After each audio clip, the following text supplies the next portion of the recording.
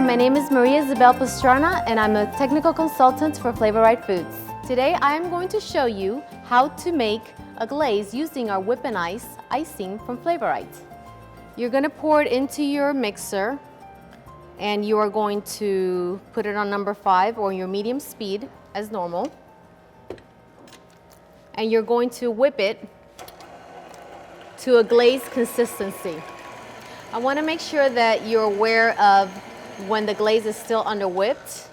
So let me just stop the machine and we're going to check it. If you see that it's still coming quickly off of your beater, that means it's still under whipped. You want to go a little bit more, so to a thickened consistency of a glaze. So now we are getting at the correct consistency, and this is what the consistency should be like. A glaze, one smooth run,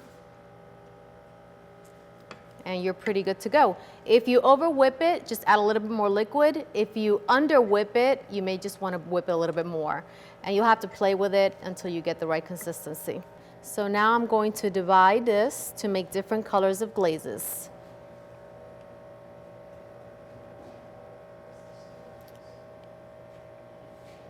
This is the finished consistency to ice a cake. And this is a glaze consistency to glaze your products with. Now we're going to make different colors. So just put a drop or two or to the consistency of the color level that you like. And you can use a gel or food coloring for this. I'm just stirring in the color. And you could make them darker or lighter. You could even leave them a little bit swirled to give it like a marble effect.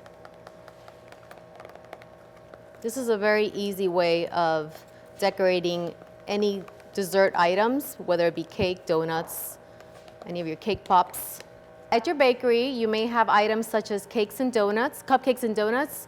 So what I'm going to show you is a way that you can just dip them.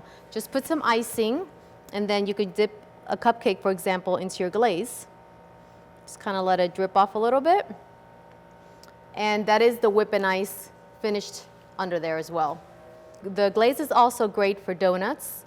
I'm just gonna, again, just dip, let it kind of run off a little bit, the excess, and you just set it down.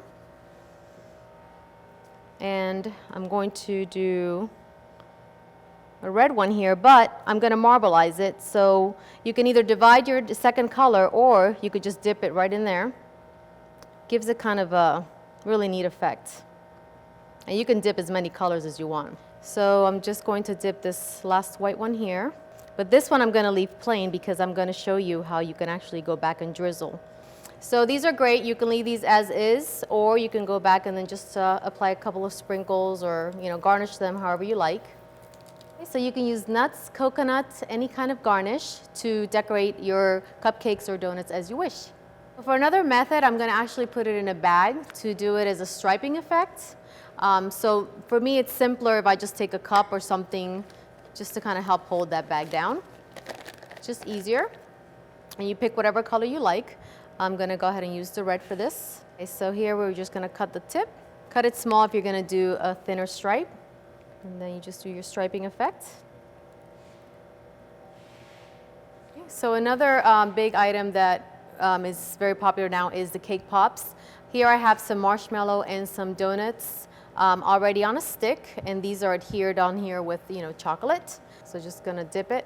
You want to dip your marshmallow or your cake pop halfway and kind of get the excess off. And this could be a little bit thicker if you're going to be doing it on cake pops as well. So you let the glaze set for a few minutes, and then you could put your sprinkles on. That's why it is important not to put it heavy on and make sure that you get the excess off. And that's it. And these will set after 24 hours. So now you've learned a new technique using our whip and ice, not just for covering a cake, but also you can use it as a glaze. For more information on our products, please visit our website at flavorright.com.